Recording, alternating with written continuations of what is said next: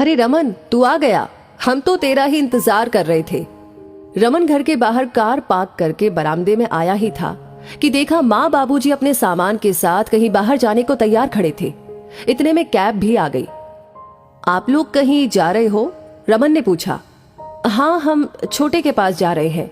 यहाँ तो बहू से हमारा काम नहीं होता। कब तक हम बूढ़ा बूढ़ी उसकी सेवा चाकरी करेंगे, इसलिए सोचा कि छोटे बेटे के पास ही चले जाए। वैसे भी छोटी बहू कब से कह रही है वहां आने के लिए। तभी रमन ने अपनी बहन सुनंदा के बारे में पूछा कि वो तो घर पर ही है ना।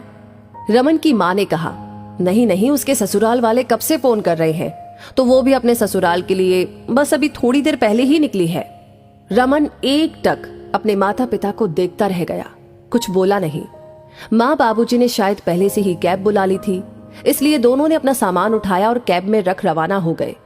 हमेशा कमर दर्द का बहाना करने वाली माँ ने आज बैग उठा लिया। ये देखकर रमन हैरान था। जितनी स्फूर्ति से बाबूजी कैब में बैठे थे, लगा ही नहीं कि कभी उनके घुटनों में दर्द रहा होगा। और सुनंदा, जिसे अपने ससुराल में हमेशा कमी ही कमी नजर आती है और पिछले 2 महीने से ससुराल जाने को तैयार ही नहीं थी, वो भी आज अपने ससुराल रवाना हो गई। कुछ देर रमन वहीं पर खड़ा रहा, अपनों की एहसान फरामोशी को देखते हुए। थोड़ी देर वहां खड़ा रहने के बाद अंदर गया तो देखा पूरा घर अस्त व्यस्त था। सब तरफ सामान फैला पड़ा था। 3 साल का चिन्मय शायद सुबह से नहाया नहीं था, पूरा गंदा हो रखा था। और 5 साल की वाणी बाल पूरी तरह से उलझे हुए और कपड़े भी गंदे पहने हुए थी। बेचारी दूध ब्रेड से ही अपना और अपने भाई का पेट भर रही थी। ब्रेड सेकना तो क्या आता होगा, इसलिए कच्ची ब्रेड ही दूध में डुबो डुबो कर दोनों भाई बहन खा रहे थे। उसमें भी बर्तनों का कोई पता नहीं, दूध की भगोनी ही लेकर बैठे हुए थे, जबकि ब्रेड का पैकेट जैसे तैसे फटा हुआ उसी में से ब्रेड लेकर खा रहे थे। साफ पता चल रहा था कि माँ, बाबूजी और सुनंदा ने सुबह से कुछ भी काम नहीं किया था। अंदर अपने कमरे में गया तो देखा शोभना पलंग पर लेटी अपनी किस्मत पर रो रही थी। रमन को देख अपने आंसू साफ किए। तुमने कुछ खाया या नहीं? रमन का ये सवाल सुनते ही शोभना जोर जोर से रोने लगी। रमन जानता था उसने कुछ नहीं खाया होगा, माता पिता और बहन ने कुछ बनाकर दिया नहीं होगा, और फोन से ऑर्डर कर नहीं सकती थी क्योंकि उसका मोबाइल तो खुद रमन ने तोड़ दिया था। क्या गलती थी मेरी? मैंने तो सबकी सेवा की हमेशा, बदले में ये सिला मिला। मेरा पैर क्या फ्रैक्चर हुआ कि सब मुझे छोड़कर चले गए? मेरे बच्चों की तरफ भी किसी ने ध्यान नहीं दिया। गलती तुम्हारी नहीं है, गलती मेरी है। मैंने ही उन लोगों को तवज्जो सबसे ज्यादा दी थी, तुम लोगों से भी ऊपर। हमेशा उनकी बात मानी, तुम्हें भी जबरदस्ती हर बात को मानने पर मजबूर किया। पर जब आज मेरे परिवार को उनकी जरूरत थी तो वो लोग मुझे छोड़कर छोटे के पास चले गए। रमन ने शोभना के आंसू पोंछते हुए कहा, तुम फिक्र मत करो, मैं हूं ना, मैं संभाल लूंगा, बस तुम हिम्मत बनाए रखना, ठीक है? रमन ने शोभना का चेहरा अपने दोनों हाथों में लेते हुए कहा। ठीक है। शोभना ने भी जैसे तैसे हिम्मत करते हुए कहा, मैं अभी बाहर से कुछ ऑर्डर कर देता हूं खाने के लिए। जब तक खाना आता है तब तक मैं बच्चों को थोड़ा तैयार कर देता हूं। उसने फोन पर खाना ऑर्डर किया और बच्चों को बुलाकर उनके हाथ पैर धुलाकर ढंग के कपड़े पहनाए। पापा के हाथों तैयार होते हुए दोनों बहुत खुश थे। अपनी मम्मी को बार बार दिखाने आ रहे थे कि देखो पापा हमें तैयार कर रहे हैं। मम्मा देखो, पापा ने मेरी चोटी बनाई। नन्हा चिन्मय ज्यादा बोल नहीं पाता, सिर्फ अपनी ड्रेस पर हाथ रखकर इतना ही बोला, पापा, मम्मा, पापा। अपने बच्चों को इतना खुश देखकर शोभना को याद आया वो दिन जब वो दुल्हन बनकर इस घर में आई थी।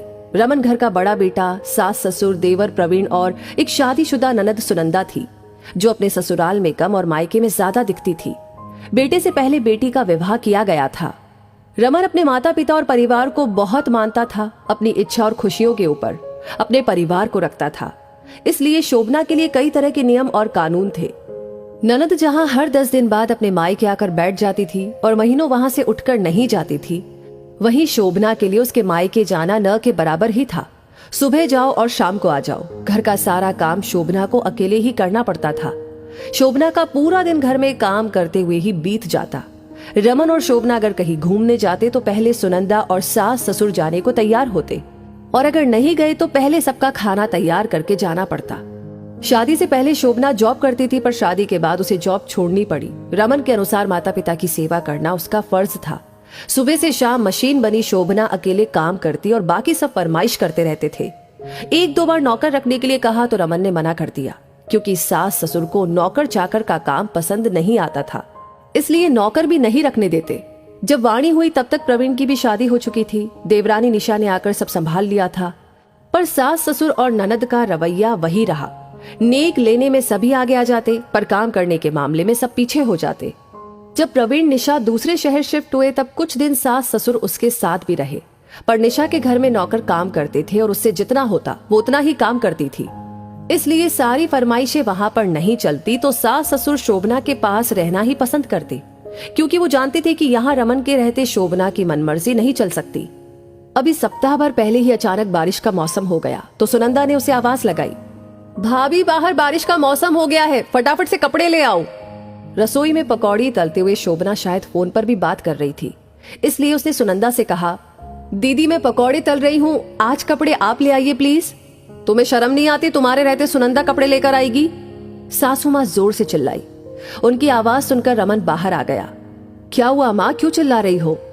देख तेरी पत्नी को, कमजोर होती जा रही है, सुनंदा से काम करवा रही है। अब हम भारी होते जा रहे हैं ना इस पर। नहीं होती है सेवा तो बोल दे, हम छोटे के पास चले जाएंगे। ऐसे कैसे कह रही हो माँ, मैं अभी समझाता हूँ। शोभना, शोभना, लगभग चिल्लाते हुए ही रमन रसोई में गया और शोभना के मोबाइल को फेंकते हुए जोर से शोभना को डांटने लगा।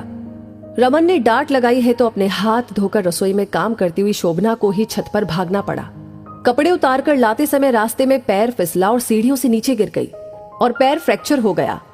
शोभना की चीखने की आवाज सुनकर रमन दौड़ता हुआ आया और उसे गोद में उठाकर फटाफट कार में बैठाकर हॉस्पिटल लेकर गया, जहां उसके दाहिने पैर में मेजर फ्रैक्चर बताया गया, जिसे ठीक होने में लगभग 1.5 से 2 महीने लग जाएंगे। 4-5 दिन तो शोभना हॉस्पिटल में ही रही। उसके बाद रमन उसे घर लेकर आया तो असली परेशानी तो अब शुरू हुई। सास ससुर ने निशा को फोन कर दिया कि वो आकर यहाँ संभाल ले, पर निशा जानती थी कि वो शोभना की सेवा करने के लिए नहीं बल्कि खुद की सेवा करने के लिए बुला रहे हैं। वो जानती थी कि अगर वो आने से मना कर देगी तो वो लोग खुद से यहाँ आ जाएंगे, और यही मौका है रमन की आंखों पर से अपने माता पिता और बहन के नाम की पट्टी हटाने का। नहीं तो बेचारी शोभना जिंदगी भर परेशान होती रहेगी। मौका देखकर उसने अपने कमान में से तीर छोड़ा। बाबूजी, मेरा आना तो नहीं हो पाएगा। अब शाम को तो माँ और सुनंदा ने जैसे तैसे खाना बना दिया, लेकिन दूसरे दिन रमन ऑफिस में कुछ दिन की छुट्टी के लिए कहने गया। तब वापस लौटा तो देखा माँ बाबूजी घर से छोटे के पास जाने के लिए रवाना हो रहे हैं। और अब इतने में खाना आ गया तो रमन खाना लेकर कमरे में आ गया। चलो बेटा, आज पापा तुम लोगों को खाना परोसेंगे, यहाँ पर जल्दी से आ जाओ। रमन की आवाज सुनकर बच्चे कमरे में आ गए और शोभना के पास जाकर बैठ गए। आज पहली बार रमन, शोभना, वाणी और चिन्मय ने साथ में खाना खाया।